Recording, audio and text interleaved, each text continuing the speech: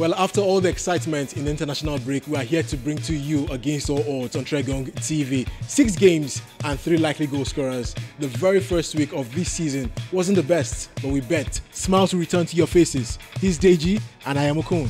Well, let's start with activities in England this week, Deji. Starting off with Manchester City's home fixture against Liverpool. That should be a good one. Over 1.5 because these two teams are famed for scoring goals. It should be. When you look at the last couple of fixtures between both sides, they tend to produce goals, especially for fans of over 1.5. It's also, two sides that love to score goals. Manchester City, all their games this season has had at least 2 goals. Liverpool have 8 goals in their 3 Premier League fixtures. They have Sadio Mane scoring. Everything looks good for a fixture that will produce goals. And don't forget, we have 2 sides who just do not know how to defend. I think we should get at least 2 goals. Well, Juventus were almost stunned just before the international break, DG. Yeah, it was scary. We expect them to get a victory against Kiev Verona. It's a home fixture for Juventus. Absolutely. They have this amazing home record. They haven't lost at home at the Juventus Arena since the start of the 2015-2016 season.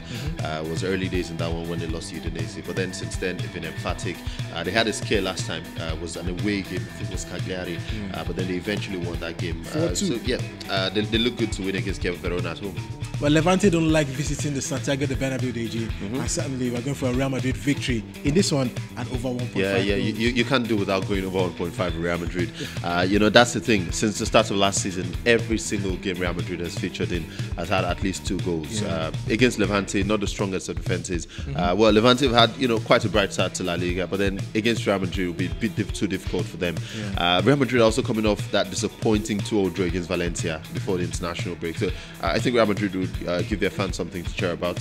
Defensively, they will do better. They have Sergio Ramos back in the side. They should get it. You know the sad thing for Levante, in their last 10 visits to the Bernabeu, they've only left there without a defeat once. And Real Madrid have won 16 of the last 20. Scary. Let's cross over to France, guys. 2 games from Ligue 1. Let's start off with PSG, who are hoping to reclaim their league title. They'll play against METZ, DG, and we're thinking certainly PSG victory and over 1.5 goals. Yeah, because PSG have a good record. They've won all their home games this season. All their games, in fact, this season. And since 2008, they've met about 4 times. 6 times? 6 times against METZ. They've won all those games. So it looks good for PSG. They will get goals. There's Mbappe, there's Neymar, Cavani. I think the goals will flow for PSG. League champions Monaco, they travel to Nice, who've won just once in their last 6 games, DG.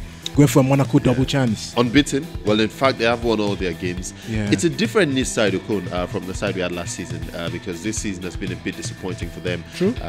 Besides the way they started the league, look at the Champions League, they're out already. They were, bit shambolic against Napoli.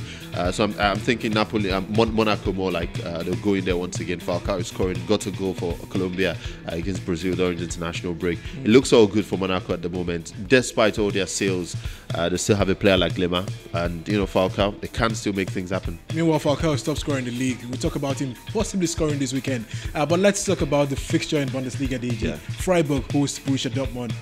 Dortmund have done 2 out of 2. We're expecting them to continue against Freiburg this weekend. I feel like, no pressure on Dortmund.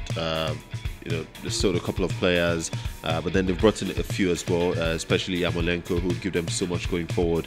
They still have Pierre-Emerick Aubameyang, is always very crucial for this Dortmund side. So I'm sure that should count for them going into this fixture. And let's leave the games, guys. Let's look at our goal scorers. This one is brave. It's really brave. Marco Asensio to score for Real Madrid against Levante. He scored a brace just before the international break, DG.